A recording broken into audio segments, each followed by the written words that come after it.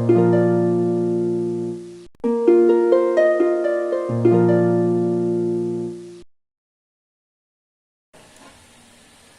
my dear students. So today we are discussing atoms and subatomic particles, IGCSE Chemistry 0620. So first we will discuss what is an atom. What do you think is an atom?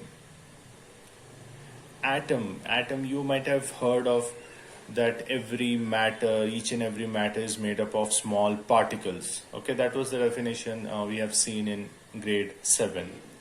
Okay, then similar kind of things we have seen in grade 8 also. But what is an atom? Okay, those small particles you have studied, that each and every matter is made up of small particles. So these small particles are nothing but the atoms.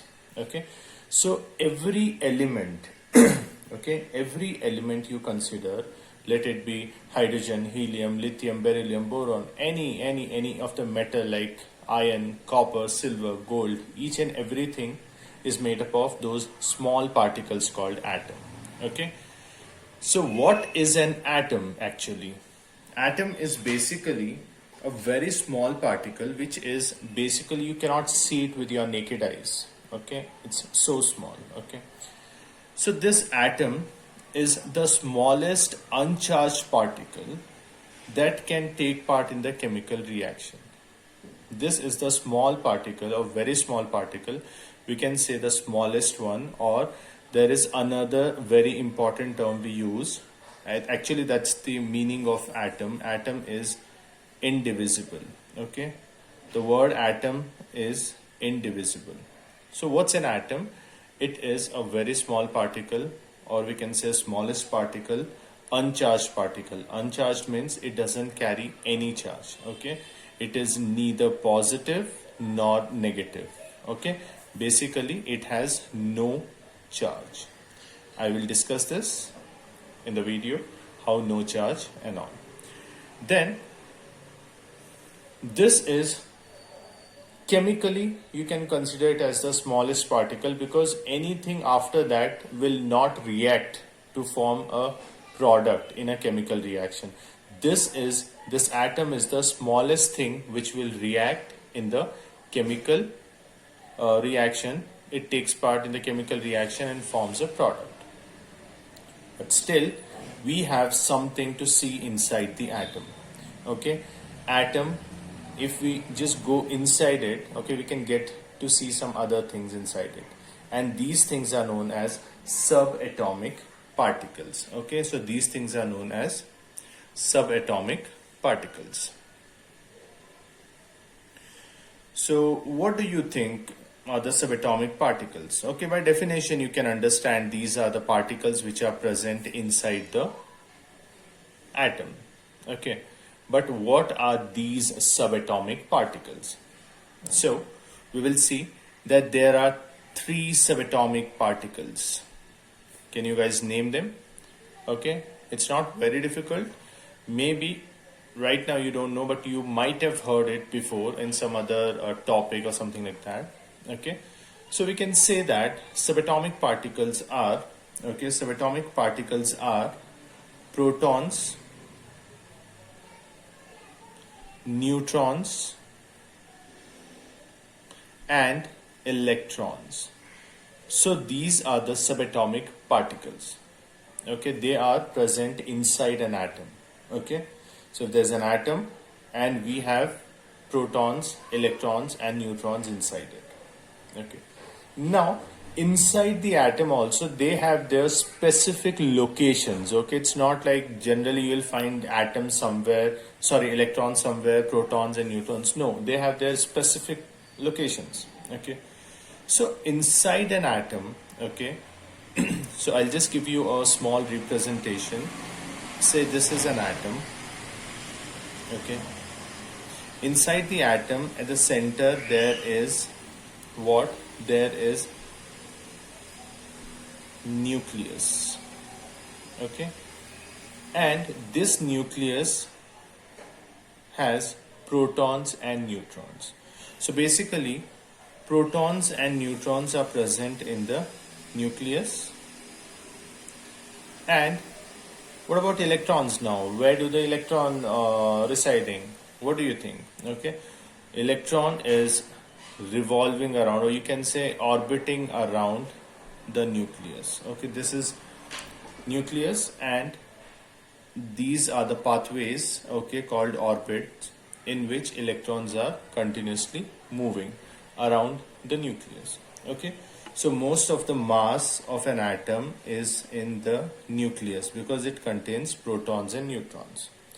So I will discuss a small table regarding the mass of protons, neutrons and electrons, their relative charges, what are the symbols, what are the locations. Okay, in that we will get to know about this.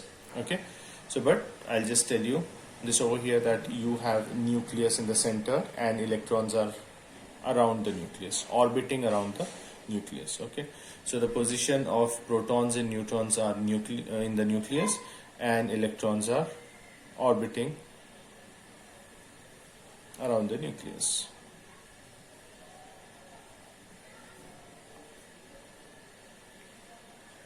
Okay, so I hope you have got this part.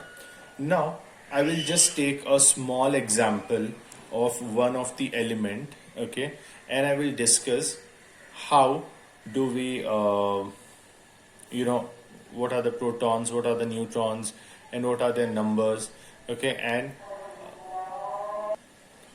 so now I will discuss one of the element. Okay, I'll show you the electrons, protons and neutrons in the element.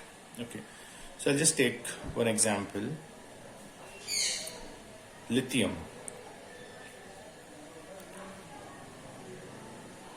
Lithium is an element in the periodic table, and I'm sure you guys know about it.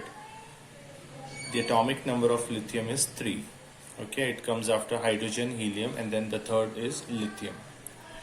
So this lithium, how many protons, neutrons and all we have, we'll discuss like how do we get to know about that in the later part called periodic table chapter. But right now will be I'll just give you some information about it, that there are 3 protons in the lithium, and it has 4 neutrons, and it has 3 electrons. So 3 electrons, 4 neutrons and 3 protons. Okay, these are the number of subatomic particles which are present inside the lithium. So now I'll just draw a small figure. Okay, so this is the lithium's nucleus, and we have orbits around the nucleus. So what are the locations and where do they reside, and how the atom is an uncharged particle? I have told you in the beginning that we will be discussing how can we say that it is an uncharged. Okay, it has no charge. Why or how? So we have 3 protons. Okay, so I will just show 3 protons here inside the nucleus. Okay, remember that they are inside the nucleus always. Then again neutrons are in the nucleus, so I will just show you 4 neutrons. So we have 3 protons and 4 neutrons in the nucleus, and there are 3 electrons also. So they are in the orbit. So 1 electron, 2 electrons, and the third one is in the other shell. This will also be discussed by me when we are going to discuss a periodic table chapter. But for the sake of this arrangement, you just need to see that where the electrons would reside and what is the location of protons and neutrons. So now what do you see? Okay, protons, neutrons and electrons. We have seen that protons already we know from the beginning, but still I will just let you know that the charges on the protons are positive, charges on the electrons are negative, and there is no charge on neutrons.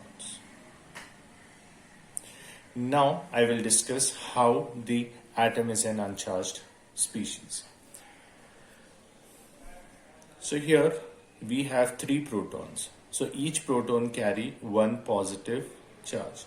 So I will just place one positive charge for each proton. One positive, two positives, and 3 positive charges. Okay.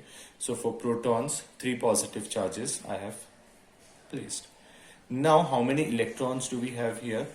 We have total 1, 2, 3, and each electron carry a negative charge. So I will just place 3 electrons, so 3 negative charges.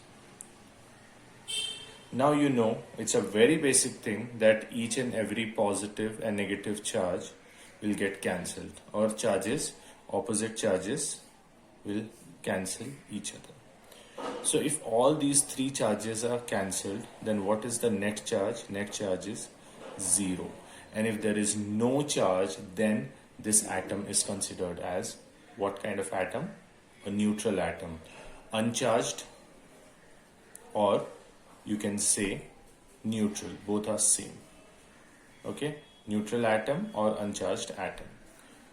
So when there is no net charge on the atom, because nucleus is always positive, it contains protons. Okay? Because of that, nucleus is positive and electrons are outside it. So protons and electrons, their charges will get cancelled each other, and you will have a neutral atom at the center.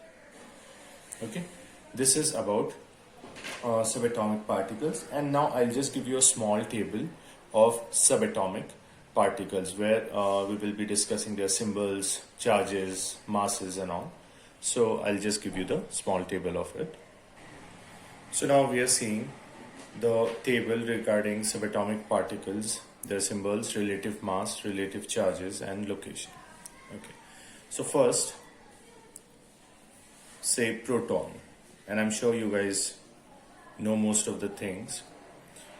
So what is the symbol of proton? Proton is represented by a small p. What is its relative mass? Relative mass is basically, it's not like it is in some grams, 1 gram, 2 grams and all. It's just a reference mass. Okay, if this thing is 1, what are the other things compared to this? Okay, so that is the relative mass of proton. So we are considering that proton is 1. Okay, proton is 1. It's not grams and nothing like that. Then what is the relative charge on the proton? So relative charge on the proton is positive. Proton is positive. Okay, and if you want to elaborate it, positive 1 you can write. And what's the location? Where do you find this proton in an atom? It is present in the nucleus. Okay, that's its location. Now the second part is of neutron. Okay, so neutron's symbol is small n. Relative mass is 1. Okay, it's basically almost similar to the proton. Okay, a little more than proton, but when we consider here, yeah, we can just consider it as exactly 1, just like the proton. Okay, and relative charge, as you know, we have already discussed it, that it doesn't have any charge. So neutrons are having no charge. Okay, and what's the location of nucleus? Again, what's the location of neutrons? Again, they are found in the nucleus only, just like protons. So it's almost similar apart from the charge and the symbol. Now the third thing is electron. So what's the symbol of electron? It's the small e. Okay, and what is the mass?